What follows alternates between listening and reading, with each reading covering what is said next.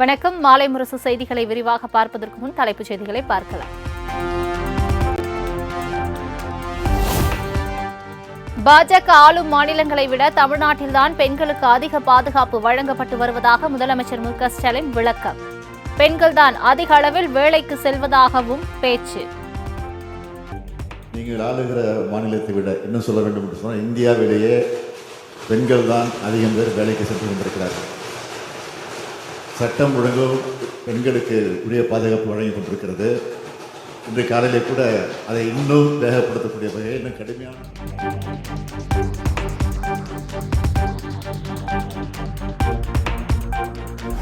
பெண்களுக்கு எதிரான குற்றங்களில் ஈடுபடுபவர்களுக்கு கடுமையான தண்டனை வழங்க வேண்டும். வழிவகை சட்டப்பேரவையில் குற்றவியல் சட்டங்கள் தொடர்பான சட்டத்திருத்த மசோதாவை தாக்கல் செய்தார் முதலமைச்சர் மு க ஸ்டாலின். பெண்ணிற்கு துன்பம் விளைவித்தலை தடை செய்யும் சட்ட திருத்தத்திற்கும் சட்ட முன்வடிவுகளை பேரவையின் ஒப்புதலுக்காக முன்வைக்கிறேன். அனைத்து உறுப்பினர்களும் இதற்கு ஒப்புதல் அளிக்க வேண்டும் என்று கேட்டு அமைகிறேன்.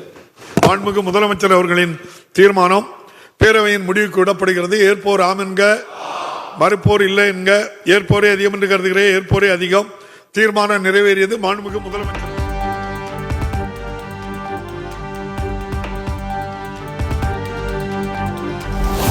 விளை நிலங்களை சேதப்படுத்தும் காட்டு பன்றிகளை வனத்துறையினர் சுட்டுக் கொல்ல அனுமதி. காப்பு காடுகளில் இருந்து 3 கிலோமீட்டர் தொலைவுக்கு மேல் வந்தால் துப்பாக்கியால் சுடலாம் என அமைச்சர் பொன்முடி அறிவிப்பு. பாதிக்காம இருக்கணுங்கிறதுனால அதையும் குறைச்சி 3 கிலோமீட்டர் இந்த வனப்பகுதியில இருந்து 3 கிலோமீட்டருக்கு அப்பால் வருமானால் அதை சுடுவதற்கும் அனுமதி அளிக்கப்பட்டிருக்கிறது.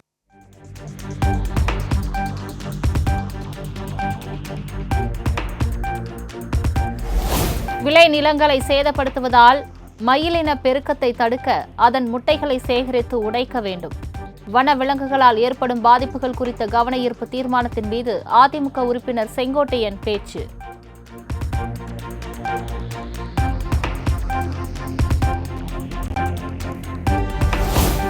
ஊரக உள்ளாட்சிகளுக்கு தனி அதிகாரிகள் நியமிக்க சட்ட முன் வடிவை தாக்கல் செய்தார் அமைச்சர் ஐ. பெரியசாமி. ஆரம்ப நிலையிலேயே எதிர்ப்பதாக அதிமுக, பாமக அறிவிப்பு.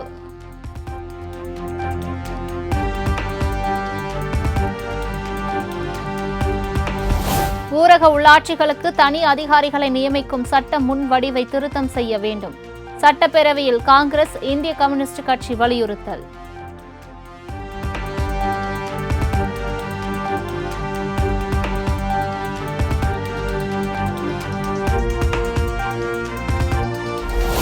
தமிழகத்தின் பல்வேறு இடங்களில் ஓட்டை உடைசல் பேருந்துகள் இயக்கப்படுவதாக வெளியாகும் வீடியோ குறித்து விசிக உறுப்பினர் ஆளூர் ஷாநவாஸ் கேள்வி.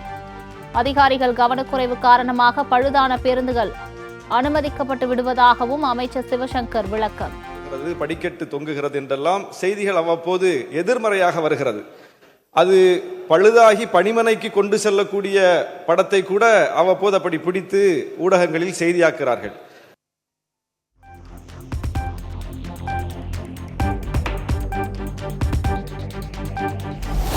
ஏப்ரல் மாதம் 500 புதிய மின் பேருந்துகள் பயன்பாட்டுக்கு வர உள்ளதாக அமைச்சர் சிவசங்கர் பேரவையில் தகவல்.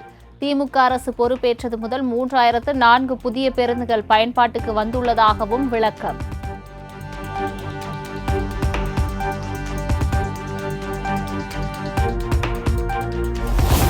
இவன்தான் அந்த சார் என்ற பதாகைகளுடன் வந்து சட்டப்பேரவை வளாகத்தில் கோஷம் எழுப்பிய திமுக எம்எல்ஏக்கள். அதிமுக எம்எல்ஏக்கள் 5வது நாளாக யார் அந்த சார் என்ற பேட்ச் அணிந்து வந்த நிலையில் பதிலடி.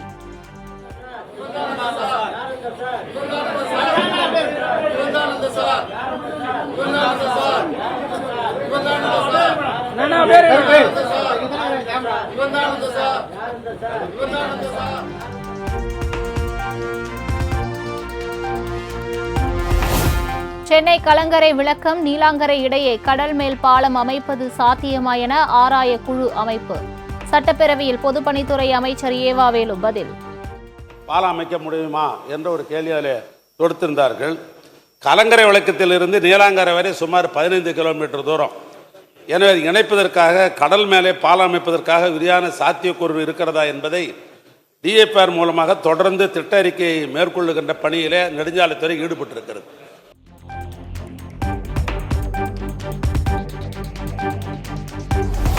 2002 சென்னை மாநகராட்சி கூட்டத்தில் அதிமுக உறுப்பினர்களை தாக்கியதாக தொடரப்பட்ட வழக்கில் அமைச்சர் மா சுப்பிரமணியன் விடுதலை. முன்னாள் சட்டமன்ற உறுப்பினர் VS பாபு உள்ளிட்ட 7 பேரை விடுதலை செய்தது சென்னை சிறப்பு நீதிமன்றம்.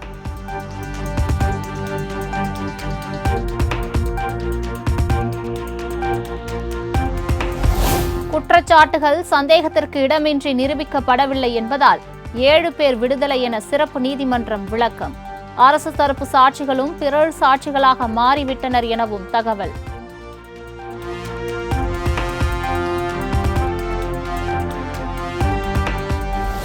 ஈரோடு கிழக்கு தொகுதி இடைத்தேர்தலுக்கான வேட்புமனு தாக்கல் தொடக்கம். வேட்பாளருடன் 5 பேருக்கு மட்டுமே அனுமதி.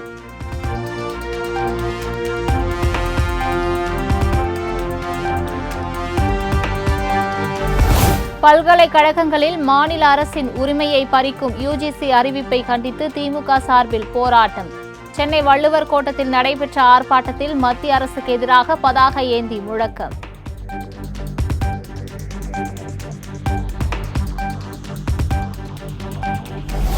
ஆளுநர் RN ரவியை பதவி நீக்கம் செய்யக்கோரி உச்சநீதிமன்றத்தில் வழக்கு. RN ரவி செயல்பாடு தமிழ்நாடு ஆளுநராக செயல்பட விருப்பமில்லை என்பதை காட்டுவதாக குற்றச்சாட்டு.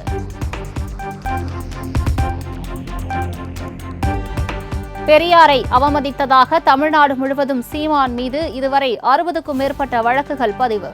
பல்வேறு அரசியல் கட்சிகள் அளித்த புகாரின் அடிப்படையில் வடலூர், நெல்லை, கோவை உள்ளிட்ட ஊர்களில் வழக்கு.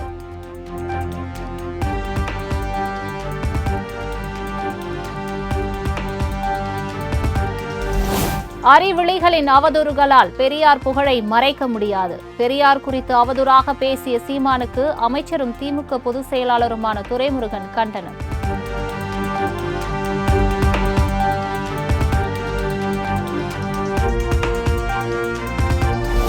முற்போக்கு சிந்தனைகளுக்கு எதிரான கருத்தியல் கொண்டவர்கள் பெரியாரை எதிர்த்து ஓய்ந்து போகட்டும்.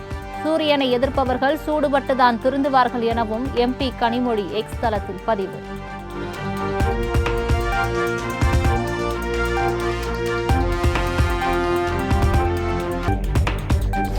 தமிழக வெற்றிக் கழகத்தின் புதிய மாவட்ட செயலாளர்களை தனித்தனியாக அடுத்த வாரம் சந்திக்கிறார் விஜய். நிர்வாகிகள் பட்டியல் வெளியாவதற்கு முன்னரே சந்தித்து பேச முடிவு.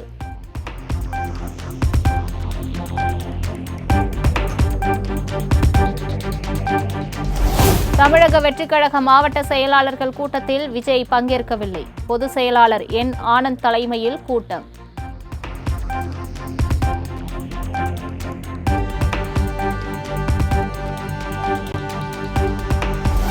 பொங்கல் தொகுப்போடு 2000 ரூபாய் வழங்க கோரிய பாஜக மனுவை அவசர வழக்காக விசாரிக்க முடியாது. மீண்டும் அவசர வழக்காக எடுக்க முறையீடு செய்தால் அபராதம் விதிக்கப்படும் என பாஜக நிர்வாகிக்கு உயர்நீதிமன்றம் எச்சரிக்கை.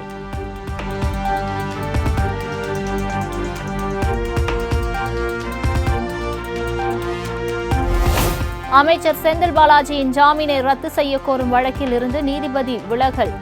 வழக்கில் 2 நபருக்கு வழக்கறிஞராக ஆஜராகியுள்ளதால் விசாரிக்க முடியாது என நீதிபதி K விஸ்வநாதன் மறுப்பு.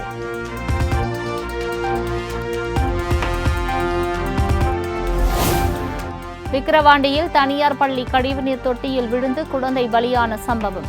பள்ளியின் தாளாளர், முதல்வர் மற்றும் ஆசிரியருக்கு நிபந்தனை ஜாமீன் வழங்கி சென்னை உயர்நீதிமன்றம் உத்தரவு.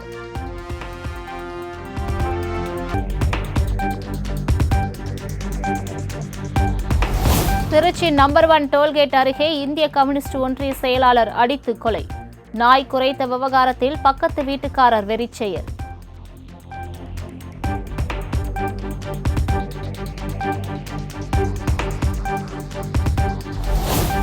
மதுபான நிறுவனத்திற்கு உதவ லஞ்சம் பெற்றதாக காங்கிரஸ் MP கார்த்தி சிதம்பரம் மீது புதிய ஊழல் வழக்கு. முதல் தகவல் அறிக்கையை பதிவு செய்து CBI விசாரணையை தொடங்கியுள்ளதாக தகவல்.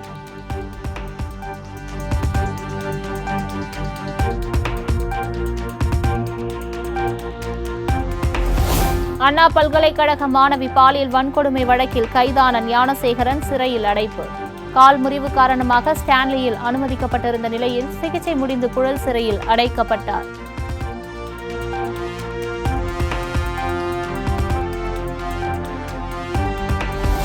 திருமணமானதை மறைத்து பெண்ணை ஏமாற்றியதாக நடிகர் காதல் சுகுமாரன் மீது வடபழனி காவல் நிலையத்தில் புகார்.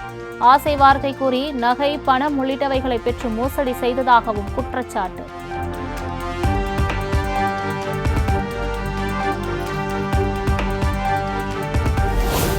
பரந்தூர் விமான நிலையத்திற்கு எதிராக 900வது நாளாக போராடும் ஏகனாபுரம் கிராம மக்கள்.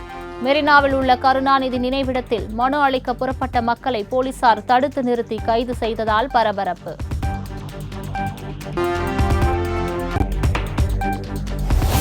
திருப்பதி ஏழுமலையான் கோவிலில் வைகுண்ட ஏகாதசியையொட்டி அதிகாலையில் சொர்க்கவாசல் திறப்பு. லட்சக்கணக்கான பக்தர்கள் பங்கேற்று கோவிந்தா கோவிந்தா பக்தி முழக்கத்துடன் சாமி தரிசனம்.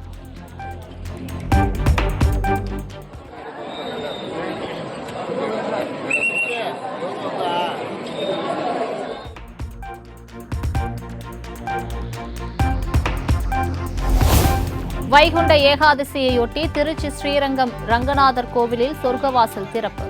பல்லாயிரக்கணக்கான பக்தர்கள் சாமி தரிசனம்.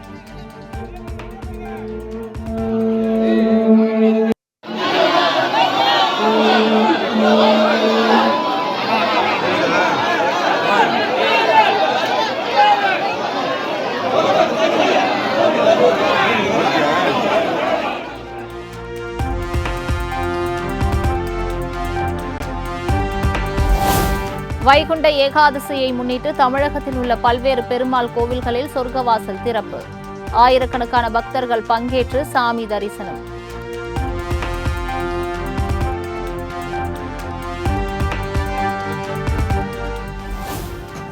காஞ்சிபுரம் பெருமாள் கோவிலில் சொர்க்கவாசல் திறப்பு நிகழ்ச்சியின் போது வடகலை மற்றும் தென்கலை பிரிவினரிடையே வாக்குவாதம்.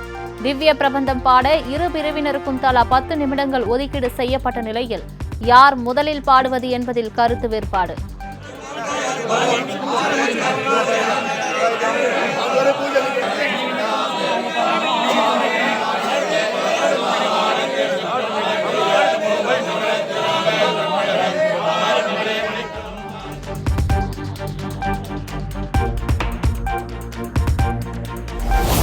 மயிலாடுதுறை மாவட்டம் சீர்காழி அருகே சர்க்கரை ஆலை ஊழியர் வீட்டில் 125 சவரன் நகை கொள்ளை. சம்பவம் குறித்து திருவெண்காடு போலீசார் வழக்கு பதிவு செய்து விசாரணை.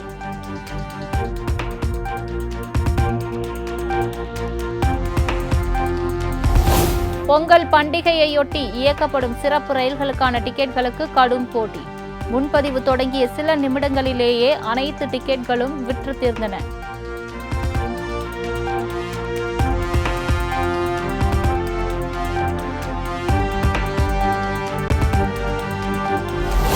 பொங்கல் பண்டிகையை முன்னிட்டு இன்று முதல் சிறப்பு பேருந்துகள் இயக்கம். சென்னையிலிருந்து வரும் 13ஆம் தேதி வரை 14,104 பேருந்துகள் இயக்கப்படும் என அறிவிப்பு.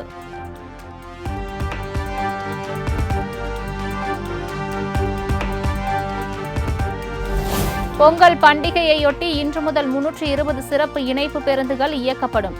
சென்னை மாநகர போக்குவரத்து கழகம் அறிவிப்பு.